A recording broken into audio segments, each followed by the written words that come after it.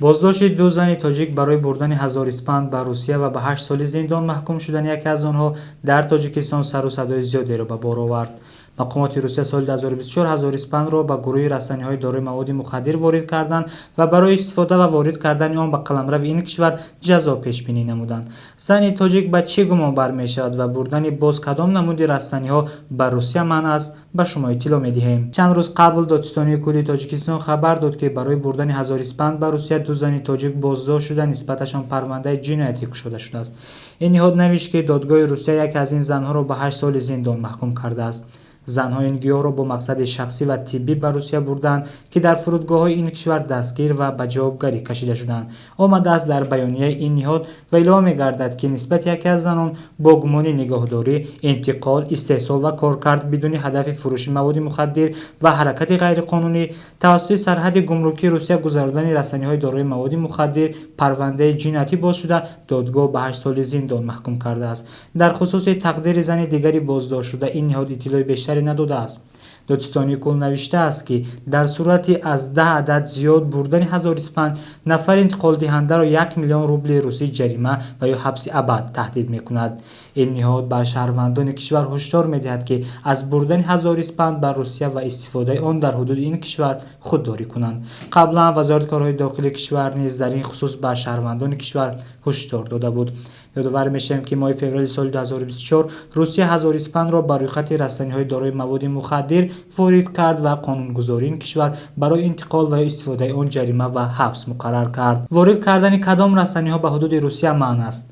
نمایندگی وزارت مهنت مهاجرت تاجیکستان در روسیه چند پیش نیز نامگوی 10 رسانه که بردن آنها به روسیه منع است نشر کرد و از شهروندان کشور خواست که از بردن و استفاده آن در حدود این کشور خودداری کنند. این نهاد گفت که از 7 فوریه سال 2024 بر اساس ماده 231 کدکس جنایی روسیه برای گردش غیرقانونی و استفاده رسانه‌های دارای مواد مخدر از جمله هزار اسپند در حدود این کشور جریمه و یا حبس مأموری پیش بینی شده است. با تاکید نمایندگی این بند قانونگذاری برای پرورش غیرقانونی رسانه‌های دارای مواد مخدر 8 سال زندان مقرر کرده است.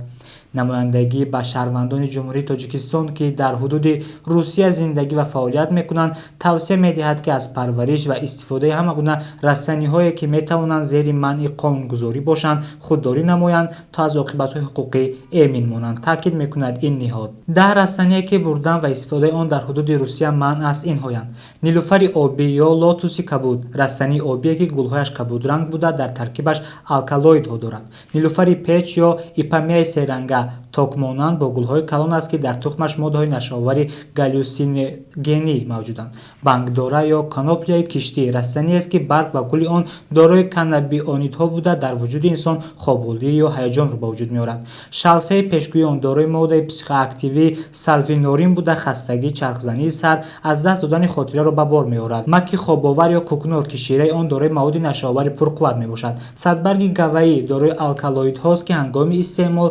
گلوسیناسیا تغییرات در شور و تاثیر نامطلوب به وجود می‌آورد. توربین سپرشکل یک نمود پیچک است که در تخم آن ماده‌های پسیخواکتیو موجود است. افدرا معروف به نام ملین صحرایی که دارای الکالوید افدرین بوده فعالیت عصب را تحریک می‌دهد. این رسانه با سبب در استحصال مواد مخدر متامفتامین استفاده شدنش منع شده است. جعفر مویناک چون در تخم آن ماده پسیخواکتیو میرستیسین موجود است و برای استحصال آمفتامین‌ها استفاده می‌شود، خرید و نگهداری تخم آن با هدف کارکرد جزای جنایتی پیش بینی می‌کند. هزار اسپند در ترکیبش الکالویدها و گرمین دارد که خصوصیت‌های پسیخواکتیو دارند. واردات، معاملات و استفاده آن در حدود روسیه منع شده است. همزمان گفته می شود که 19 نمود رسانه‌ها در روسیه تحت نظارت دولتی قرار داشته برای پرورش آنها جریمه تا 300,000 روبل، کارهای مجبوری تا 480 ساعت یا تا 2 سال زندان پیش بینی می شود. به تاکید نمایندگی استحصال و فروش ناس نیز در حدود این کشور ممنوع اعلام بوده، تنها برای استفاده شخصی در حجم نه بیشتر از 250 گرم بردن آن اجازه داده شده است. اگر این معیار رعایت نشود از 2000 تا 150,000 روبل جریمه تطبیق کرده می شود. اینچنین برای فروش ناس بالغان از 20 تا 300,000 روبل جریمه مقرر شده است.